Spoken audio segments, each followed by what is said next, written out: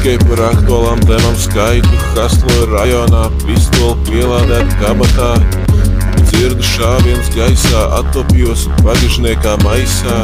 Gangsteri apkārt taisās no kaimiņu rajona, tas jau bija gaidāms. Jo vienu dienu es ar vāli nozilināju viņa bandas vadoņa brāli. Es biju pālī, tad man viņa atņēma visu nāli, 7000 latu pa pipelēm. Pēc tam mani palaida vaļā, bet tas nekas, es apat pēc tam viņus nošāvu ar puikām. Ar puikām. Wow! Metam frīnīšus ar puikām, Hasloju uz ielām kopā ar puikām, šojam riekstus kopā ar puikām.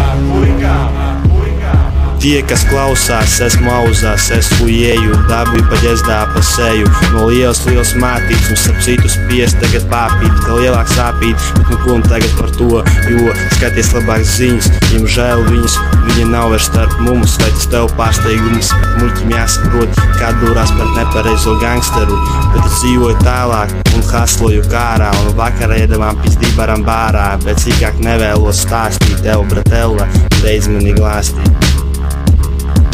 Metam frīnīšus ar puikām, Hasloju uz ielām kopā ar puikām, šojam riekstus kopā ar puikām.